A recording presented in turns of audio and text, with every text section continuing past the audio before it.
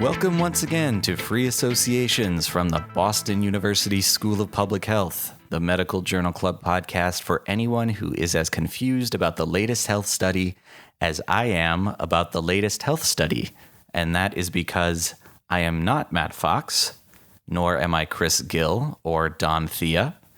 I am Nick Guler, and you might recognize my name from the end of every Free Associations episode, when Matt thanks me for my sound and editing work, and frequently apologizes for making that work even more challenging when the three of them come up with things that would, to say the least, threaten our PG rating. The reason that you are not hearing the dulcet tones of Matt Fox, the puns and eccentric but fascinating ramblings of Chris Gill, or the half-serious complaining of Don Thea, usually brought on by the puns and ramblings of Chris Gill, is that Chris and Don are away on vacation, and Matt is in the process of moving back across the pond to join us once again in the Godly Studio. In the meantime, I've curated another collection of some of the best of Amazing and Amusing. I hope you'll enjoy. Chris, what do you got for us? Well, I had originally found this paper in Nature, which is called The Genome of the Offspring of a Neanderthal Mother and a Denisovan Father. Oh, and I read it with great enthusiasm, thinking that I was going to talk all about this. But it became very complicated very quickly, and I couldn't understand it. So it's like the bees that can't count past zero. The bees that have back scratchers, or the bees That's that a different count, article. The bees that can count to zero. The bees that can count to zero but not beyond. Got it. And I'd just like to point out that I can do that too. I don't think the issue was they couldn't count beyond.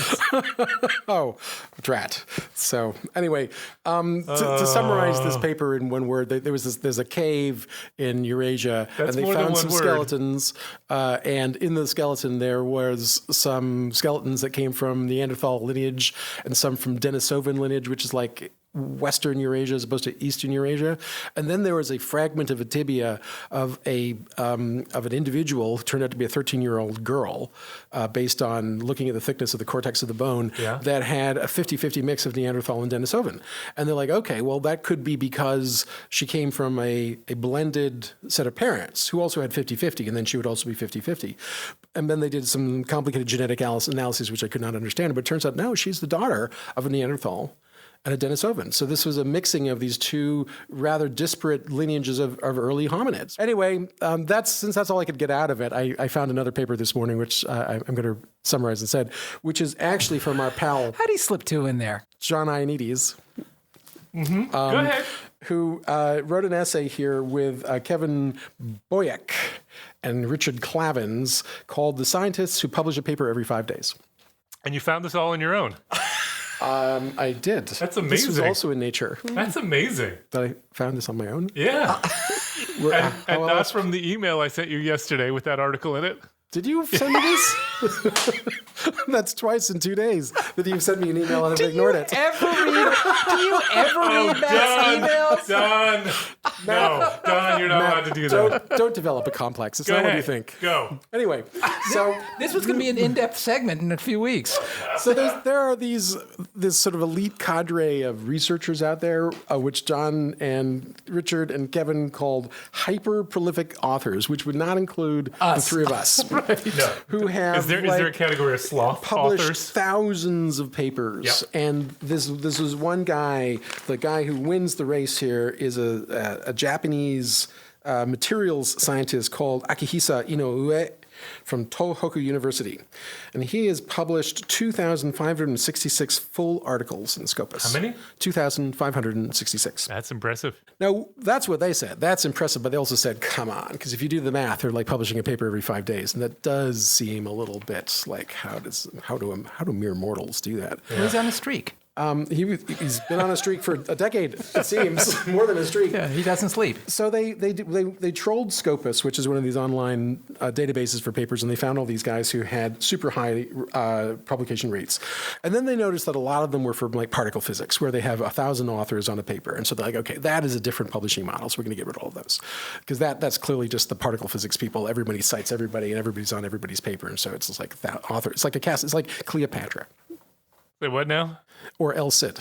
the classic movies of Cecil B. DeMille back in the day when they had casts of thousands. Yeah, so, Leslie knows. Okay. It's a great movie. Great. Okay, but getting rid of the particle physicists, then you have like the Chinese and the Korean authors where the problem is disambiguation of very common names. Like Zhang, we had two authors on today's paper called Zhang. And so it is really hard actually to figure out who is a unique author because there's so many people called Zhang. And so they realize that this is practically an insoluble problem, particularly in Scopus, which does a very poor job of disambiguating names. And so then they're left with a still rather large group of around 900 apparently true hyper authors. And so from that, they found 265 that they reached out to, and 81 of them replied. Now, this is where it really gets interesting because then these people who wrote back, and the questions were, tell us how it is that you publish a paper every 5 days. Like, what is your secret? Yeah. Inquiring minds would like to know. I would like to know. Because I'm like 6 papers a year. I'm super psyched. I was like, that was a good year.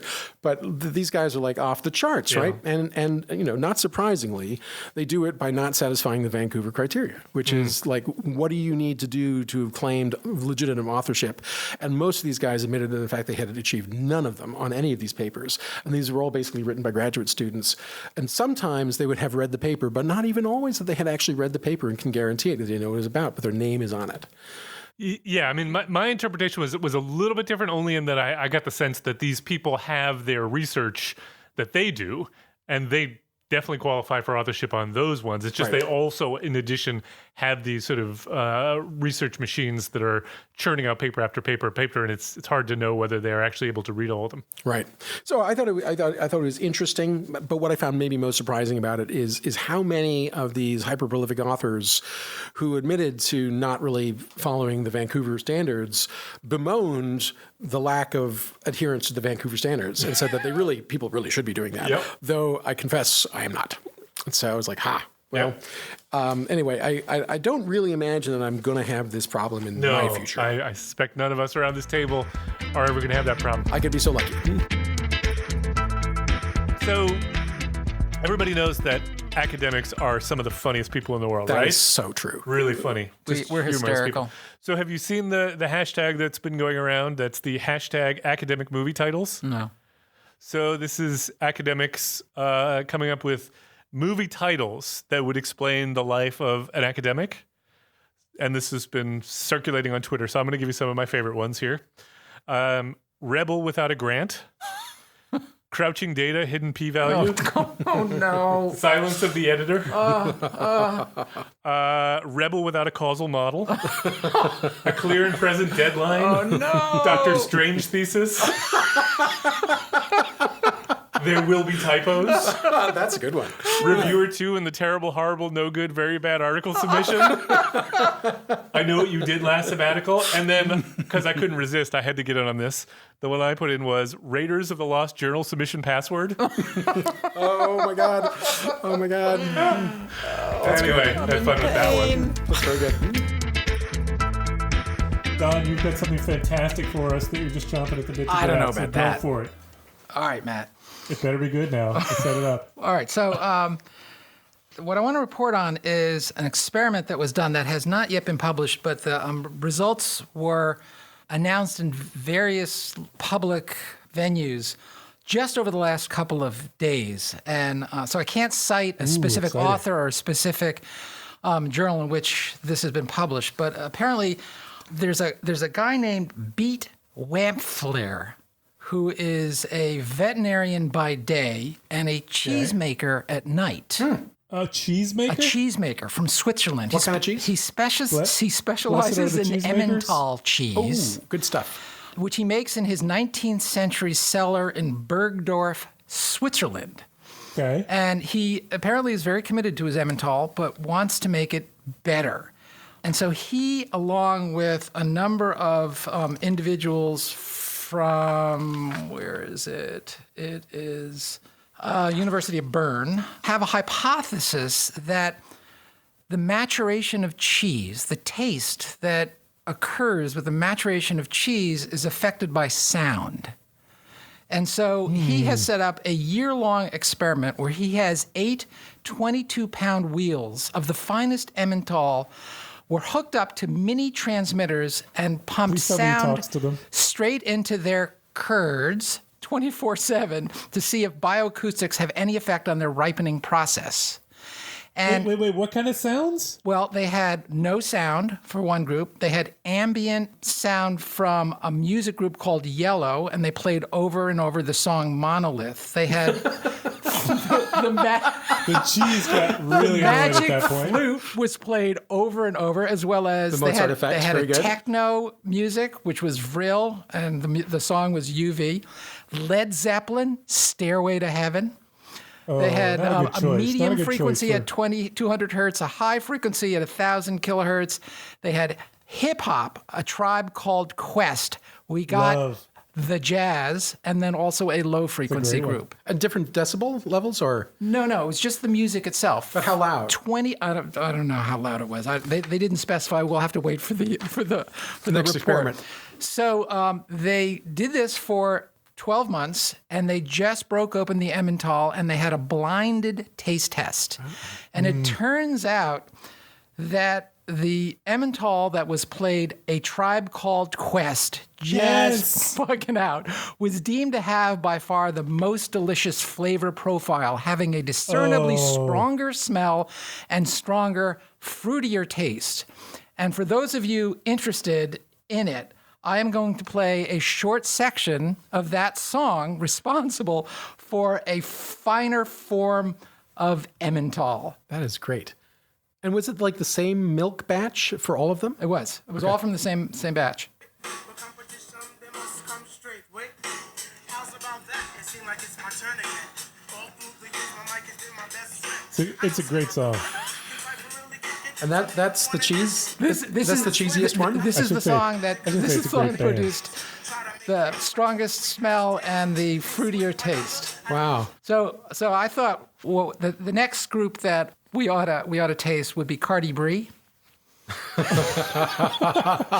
Or Cheese Whiz Khalifa. Oh no! Or Gouda Chris. That's very good. Did you really come up with those yourself, or I those in the did not. I paper? stole all three of those. And maybe you could wash it down with a nice glass of Don Perignon. That is a fitting tribute because we lost Fife this year or last year. That's right. That's Wow, right. That's very Yeah. funny. So when the paper comes out, I will post it on Twitter. We should have a cheese party. Oh, really? All right, Chris, what do you got? Well, I'm going to segue right off of that because part of what I'm going to talk about is the naked mole rat, which is not a mouse. Oh, fantastic! But the naked mole rats, I really wanted to make the title of this little wacky and weird. What do E. coli, naked mole rats, and elephants have in common? But at first, I'm going to talk about naked mole rats because I didn't know anything about naked mole rats until I read this paper. And I was like, wow, these sound like really fascinating creatures. And so I'll just rattle off a couple factoids about naked mole rats, which I bet you did not know. So number one, I don't know Try anything me. about them, so they and one other species are the only true eusocial mammals on Earth. Meaning, eusocial means that their society is hive-like, that there is a queen and there are drones and most of the workers are sterile. And the naked mole rat colonies behave just like bees or ants, where there's one reproductive, female, and then when she dies, there's a group of sterile females who suddenly become sexually mature and they fight it out and become the new queen. It's just it's so weird. Sounds like a cult. It's like a cult, yeah. And so I did not know that, though. I will agree. second fun fact is, in addition to being naked, they have no pain. They have their substance P reception is totally different, and they don't have nociceptors. Really? They don't. Yeah. So you can't torture a mole So you rat. can't torture. They have no sense of pain when you pierce their skin, which is weird. Third thing is they're isothermic, so they are non-warm-blooded mammals. They are But they're not poikilotherms. no. I don't even know what you just said. Might be. I'm not sure. that Cold-blooded. They're not cold-blooded because reptiles. they do regulate their temperature, but they do it behaviorally, either by huddling in their den or by going shivering? up and down the elevator, so to speak, of their burrows, which wow. can go very deep into the ground in Africa. They live in Africa. And so when they're cold, they go out to where it's warm. When they're warm, they go down where it's cooler. And so they may regulate just by vertical migration in the burrow. The fourth thing is that they live about 30 years, which is like Methuselah rodents, which is incredible. And they have an incredible tolerance for anoxia because they live in this hypoxic environment deep in the ground all the time, and they can actually survive for 18 minutes. Has been documented in a zero oxygen environment without brain death, and they do this by basically shutting down their metabolism and going dormant. So they are incredible animals. God, they would be good pearl divers. And the burrows of these naked mole rat colonies can extend for 3 or 4 kilometers underground. Wow. So they spend their entire lives, they're basically blind underground. And the last thing, which is what is the important thing, is that they have an incredibly low cancer rate, which is what I was going to talk about, because I ran across this cool paper in PNAS about the Peto paradox. So Richard Peto was this epidemiologist who made this sort of funny thought experiment that basically stating that anytime a cell reproduces, there is a potential, divides, that there's a potential for a mutation to occur that would lead to cancer, right? Just because of random errors over time. And so the bigger the animal, you would predict, the higher the cancer rates of the animal. Because an elephant's cells are no bigger than ours. They just have more of them. A blue whale has more cells than we do. They're not bigger cells.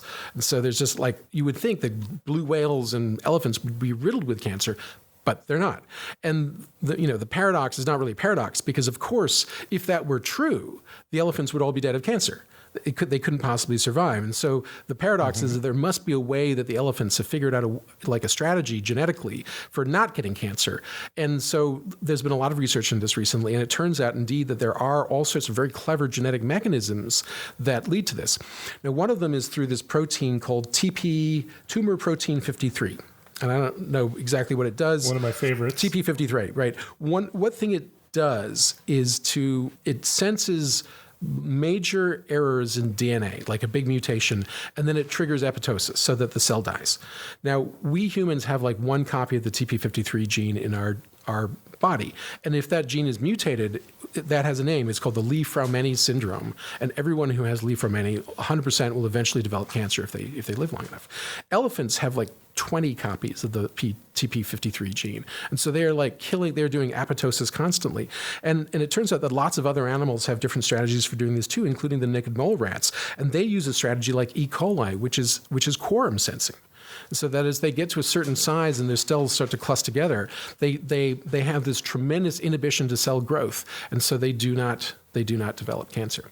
It's occasionally they do, but it's very, very, very rare. So it was sort of like an interesting experiment in how very large animals get around the hazard of having too many cells around. Did you know that bats don't get cancer either? Yeah, and some of them do the same thing. They thermoregulate by they apparently can induce a fever through flying. And part of the immune mechanism in bats that protects them from cancer also makes them an incredibly good reservoir for exotic viruses. Wow. I didn't know that. Yeah. That kind of feels like it makes sense. Yeah, kind of. It's consistent with what you're saying. Another cool thing about the naked mole rats is, and there's so many cool Obviously, things. there's more. But a couple episodes ago, I think we should have them for pets. Wouldn't that be cool? Let's do a mole rat episode. So cuddly, appallingly ugly animals. But they like to cuddle. They do, but it's good that they're blind because they're not attractive creatures. All right, we're running out of time. All right, I'll wrap it up. But the naked mole rats also have a checkpoint inhibition, so that their immune regulation of tumor cells is ramped up way high. Oh wow! Yeah, so that's how they live 35 years without getting cancer. It's like that pembrolizumab Is that a serious drug. well? All right, so I'm done. Yeah. All right, moving on. So I'm going to go back to science and the business of science and the science of science. So we, the three of us, certainly know that science is getting harder, and existing in an academic environment is getting harder. It's because all the easy facts have been found. And science is changing at the same time. And so we have all of these new metrics that people are using to try and judge the value of science. So the H-index is one that people have been promoting for a while. The H-index is your number of publications and that have been cited X number of times. So if you have an H-index of 10, that means you have at least 10 publications that have been cited 10 times or more. And it's supposed to be this measure of impact, but it's a very flawed measure. So you're aware of the K-index? No. So this was pointed to me by, I'm going to make a plug for another podcast, which I really enjoy, which is the Everything Hurts podcast. Dan Quintana pointed me in his podcast to the K-index. The K-index was developed by a guy named Neil Hall, and it is described in a paper in Genome Biology back in 2014. And the K-index, K stands for Kardashian. Oh, no. And what this I don't like where this is going. He developed a measure that tries to take into account both your references that you're getting, your citations, that you're getting, or citations or references, anyway, and the number of Twitter followers that you have. Oh. Yes. So he's source and readership of source. Yeah. Are you sure it's not the Kanye index? No, this is the Kardashian index. And so he did some analysis and he found the formula that relates this ratio. So the K index is equal to F of A over F of C, where F of A is the actual number of Twitter followers of researcher X, and F of C is the number of researchers X should have given their number of citations, which is in this formula that's related, F equals 43.3 C times to the 0.32 power. So this is the speed of light? Very precisely figured out this relationship.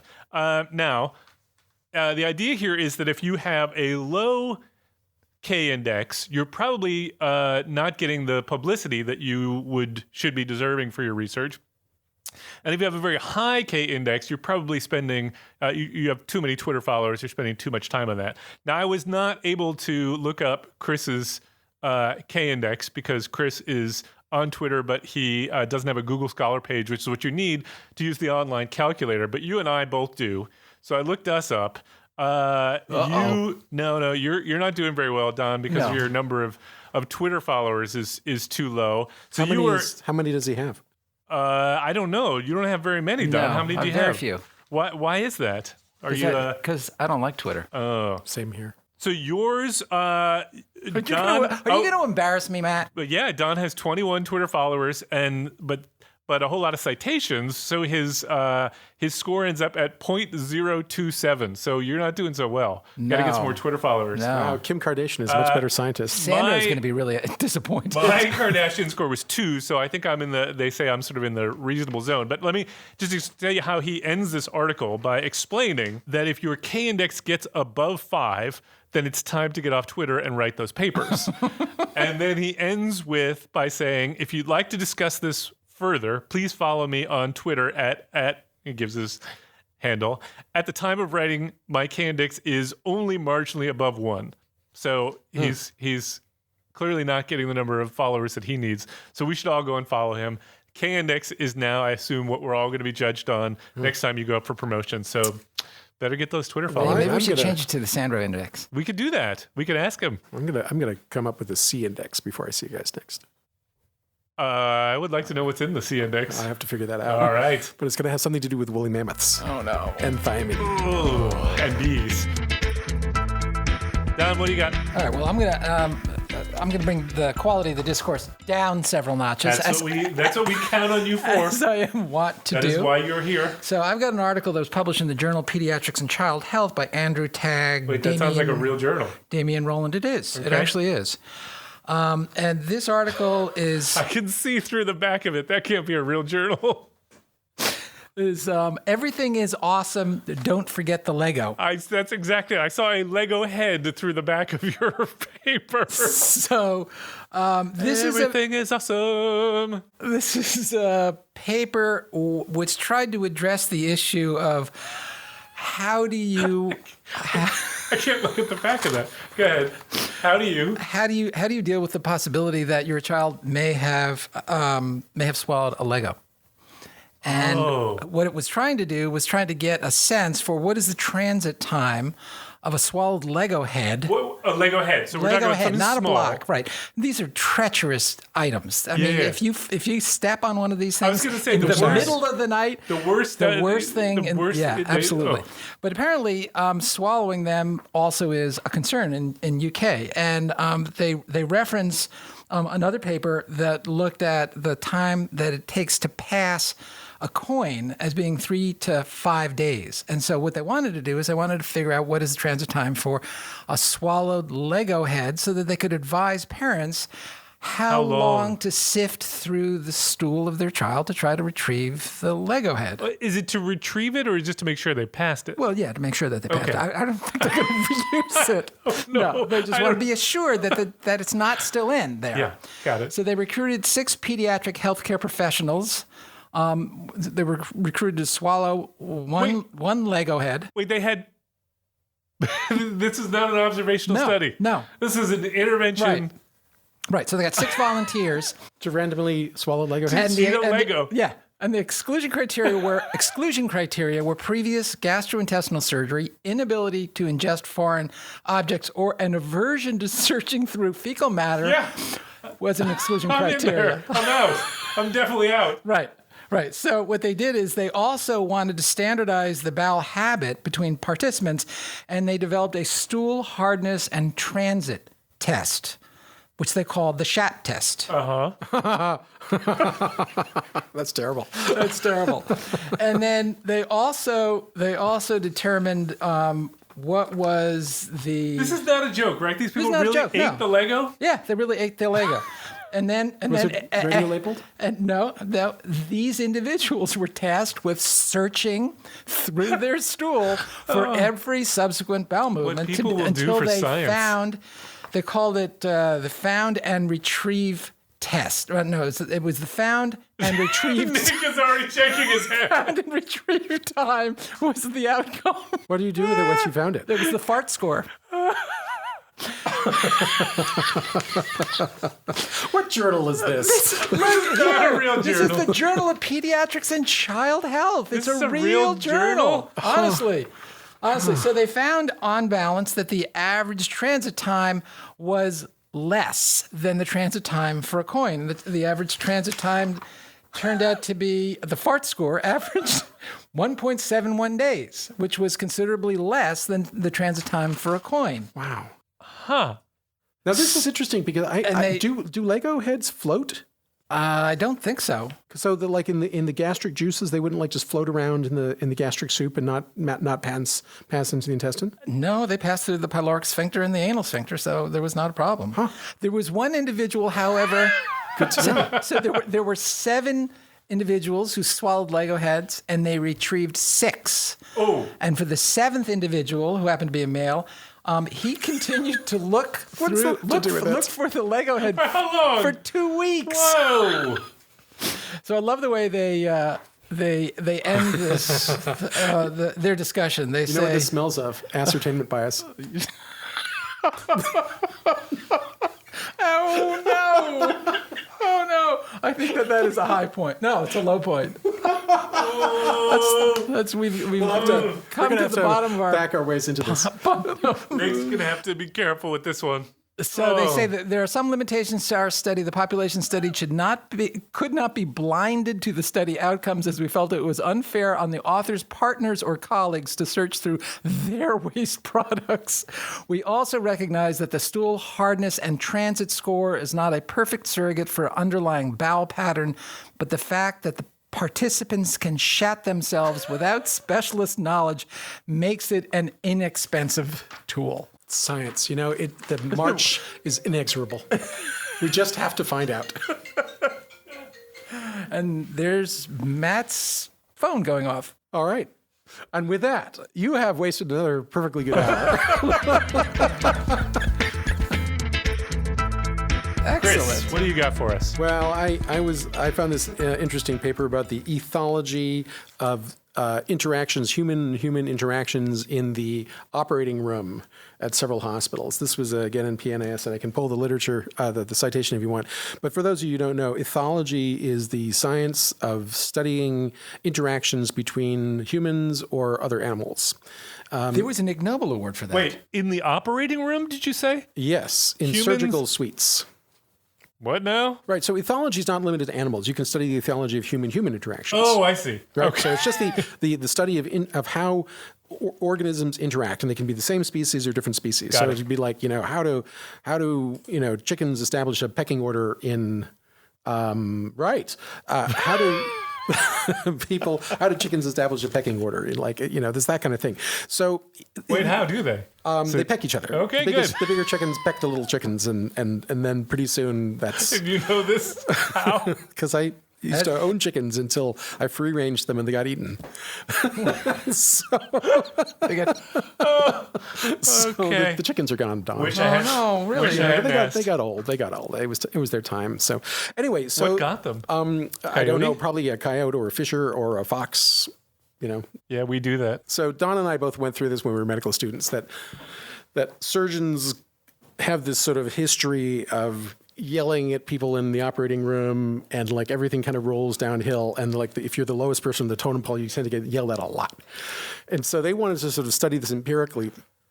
And so they did this kind of cool experiment where they had people observing what was going on in operating rooms, and they did several hundred surgeries, and they looked at who said what to whom, and they kind of categorized them until whether these were cooperative statements, meaning that there was like kind of a nice thing, like some mentoring from the surgeon to the fellow, for example, or whether these were conflict-laden statements, which would be someone being snarky or mean or sarcastic or angry at someone else in the operating room. And they sort of characterized all these relationships. And what they found, not surprisingly, was that there was a tremendous gender effect of conflict in operating rooms. But the way that this played out was sort of surprising, that the more homogeneous the operating room members were, which would go from the senior attending surgeon down to the surgical fellow, down to the surgical resident, down to the scrub nurse, who would be the next on the totem pole, and down to the charge nurse. Oh, and the anesthesiologist would be a little high up. So the surgeon to surgical fellow to surgical resident to anesthesiologist to scrub nurse to the circulating nurse, which is the person who goes in and out of the operating room and is not scrubbed in. And then the medical student. And then the medical student at the bottom, but they didn't include medical students in this analysis. And so what they found was that the more that the gender of the group was homogeneous, the more conflict there was. So homogeneous. So the more, like, if it was all female teams, there was more conflict. If there was all male teams, there was more conflict. But if you mixed it up, But if you mixed it up, there was much less conflict. Interesting. So a mixture of male and female seemed to have an ameliorating effect. And that has been seen in other ethology research as well, not just in humans, but in other animal species. So I thought that was kind of interesting. But interestingly, the effect of increasing conflict due to homogeneity of gender was particularly pronounced if it was all male teams, where there was much more conflict than in any other That's not domains. surprising. Okay. Right. And then the other thing that was sort of interesting and maybe not surprising is that the victim of the conflict comments, like the nasty remarks, Yep. was usually several steps away from the person initiating the comment.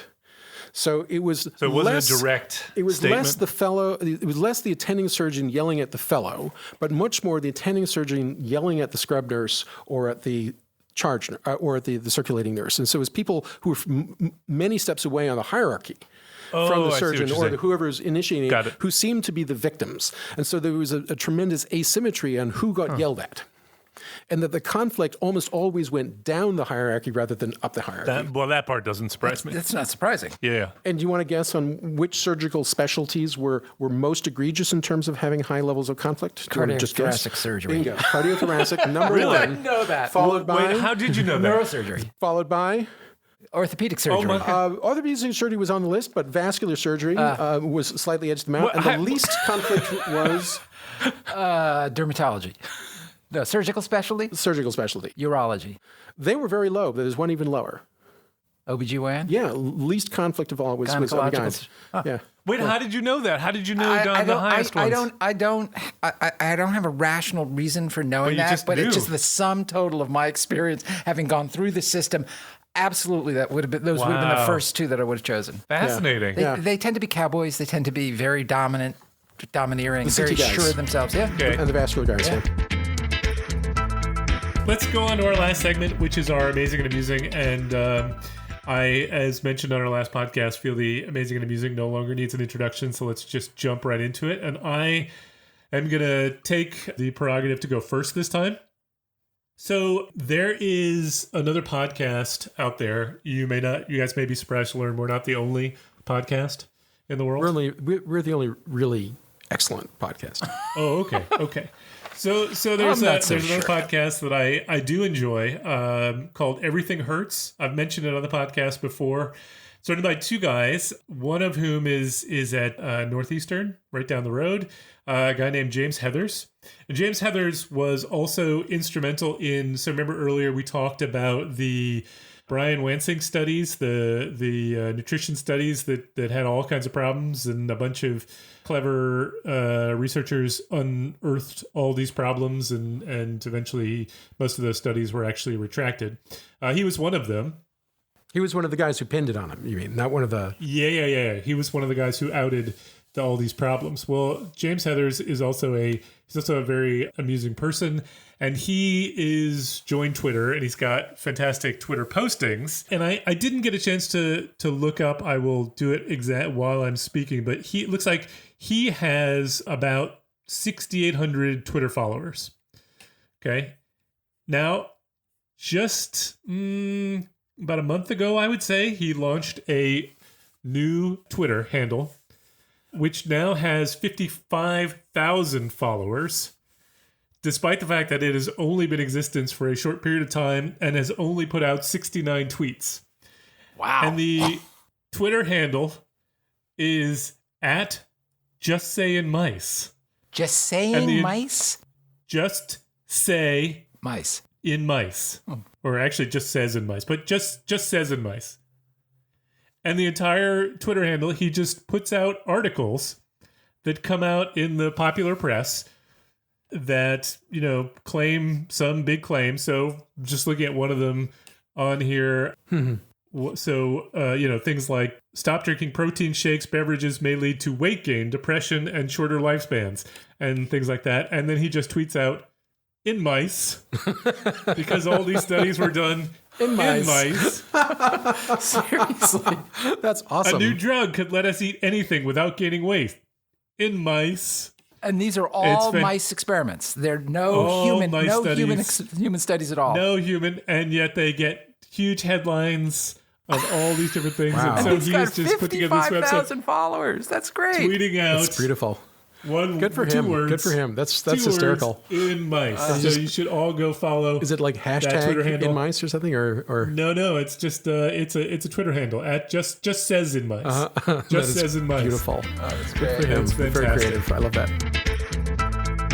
So I'm reaching back also.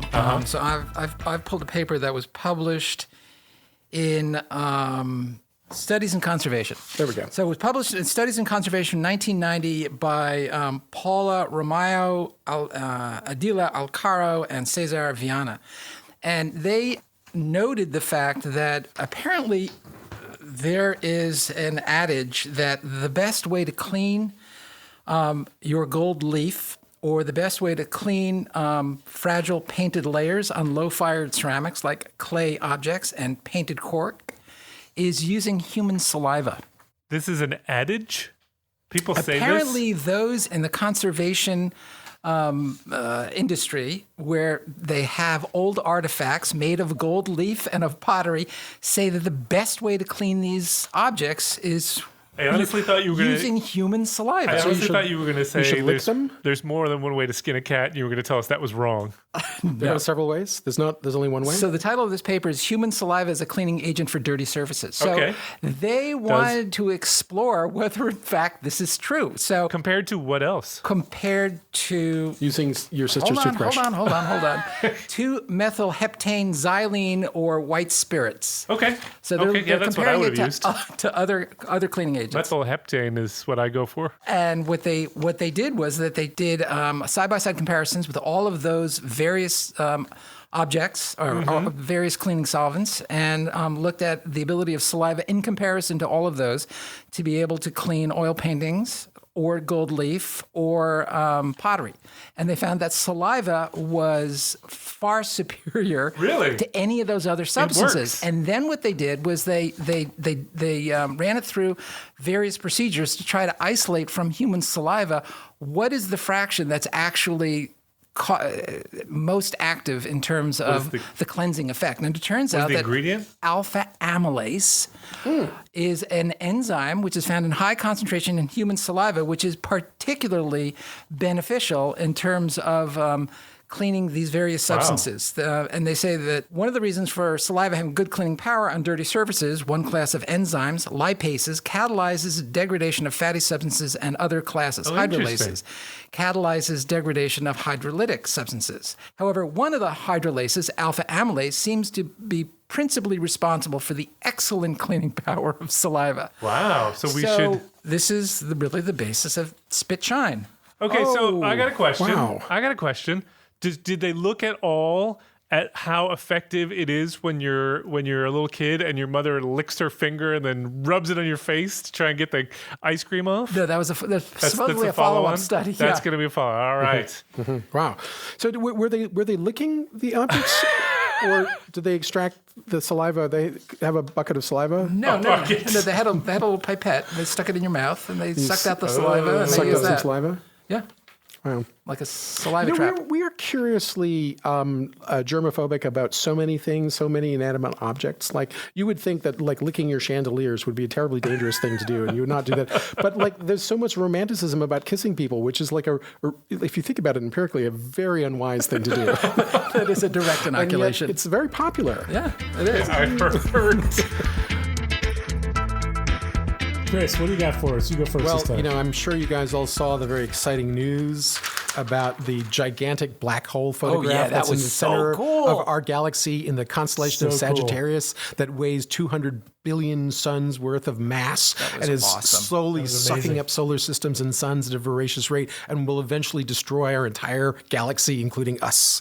I thought that this was a really important one. I was well, going to now go I'm for feeling it. sad. And then I came across another paper that was even more important. A paper that, you know, because I think that the galactic destruction and the complete annihilation of all life as we pretty know important. it would be important. But that is probably only important to maybe a couple 100,000 people on the planet, maybe a few million at best when you get right down to it. And tomorrow no one will care. Right. But there is something that people are really interested in, Drum roll. which is can cats learn their names?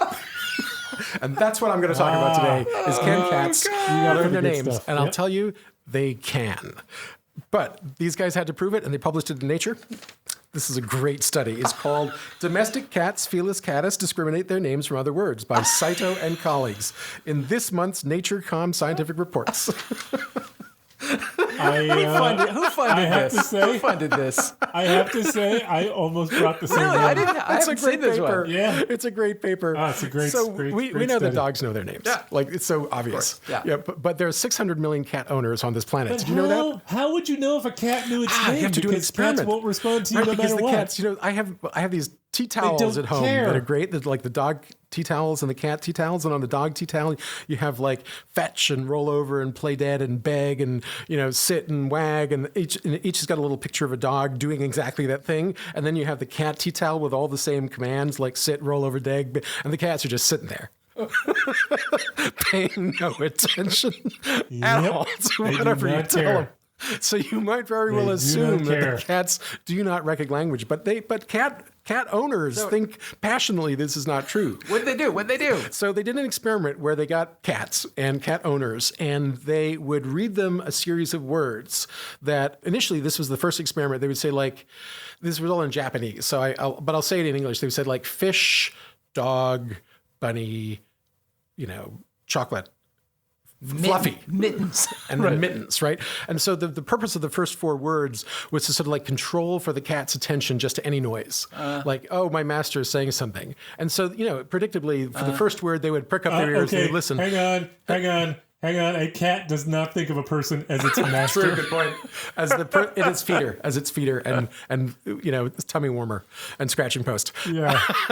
So they would give these 4 control words first that all had to have the same number of syllables, and they would say them in a monotone so there was no emotional inflection.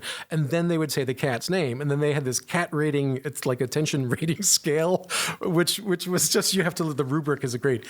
Because it's not like dogs, where the dog is like woof woof woof and looks right at you and like gets really excited. With and cats, the tail wags. It's subtle. Yeah. The cats, hit us. They have the ear twitches, head moves slightly, looks at you, tail twitches, and maybe gets up and moves. Seriously, And that's the scale. That was the scale, because we're not looking for big effects here with the cats. We're just looking for any acknowledgement that it heard you at all. So they did this experiment, and sure enough, the cats preferentially respond to their names. Come So when you on. get to Fluffy, they're like, what? They don't move, but they're like, yeah. You said my name. I heard you say my name. What's up? So then they did it again, like looking at like people who had multiple cats, and they wanted to see if, like, in a house with like 5 cats, will each of the cats recognize its name as opposed to all the names? Because you can imagine, like, when you're feeding the cat, you go ting ting ting on the can, you say, "Come here, Fluffy, Bunny, honey, name of ex-husband," and And then they all come running. And you don't know if it's because they all like seeing all the other cats running and they're running because it's dinner time, or because they heard their names. So what'd they do? And so they did the same thing where they would like do the controls using the other cats' names. In front of all the cats. In front of one cat at a time. And then see when they finally got to the actual cat's name, whether the cat would respond to its name preferentially, which it did. So they know their names.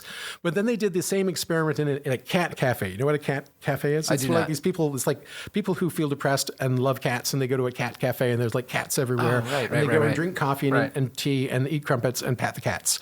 And the cats are like so used to people like saying Fluffy, Bunny, when it's not Fluffy and Bunny, it's the other cat's name, right? And so they just like, they want to know in that milieu, will the cats respond to their names? And the answer is kind of no, they don't really. The cats have sort of forgotten their names and they're just like, whatever. They're ignoring all the humans all the So time. what happened? And then they did another experiment where they wanted to see, well, what happens if someone else calls the cat's name other than the owner? Like, is it contextual on the owner's voice plus the cat's name? And it turns out that even if Don calls my cat Jackson, Jackson will respond to Don more than it will if you say, That like, just happens to be the name Brick. of my son. Right. But with all that said, the cats don't come running. They twitch an ear, No, look they at you turn slyly, their head yawn, 4 degrees flick to their the tail left. twice, and maybe roll over to face away from you. But reproducible. So the bottom line of this critical scientific question is cats definitely do know their names. They do not know that you're talking to them, but they just choose to ignore you. I still love that this I was wanna know who published the in funder Nature. is. It was a very good study, actually. I thought it was quite clever. So good news or bad news, depending on your perspective. And I've got a paper that was it was actually a correspondence in the journal Nature. So the 3 of us, we have to go to conferences from time to time, and we have to listen to talks by various speakers. How many talks can you listen to in one day before you just totally tune out? One. And how long into a talk? How long into a talk before you start to zone out? About a minute. Yeah. Okay. Well, so Then I go to the art museum in the town after that. So this article was by Professor Robert Ewers, right here at Imperial College in London. I'm also at Imperial College this semester, but is at a different campus, so I can't go knock on his door to find out more about this. But he wrote this article, this correspondence in Nature. It is exactly 3 paragraphs long, and it is entitled "Boring Speakers Talk for Longer." So That's probably true. I like it. I will just read you the middle paragraph, which says, I investigated this idea, the idea that boring speakers speak for longer. I investigated the idea at a meeting where speakers were given 12-minute slots. I set out on 50 talks for which I recorded the start and end time.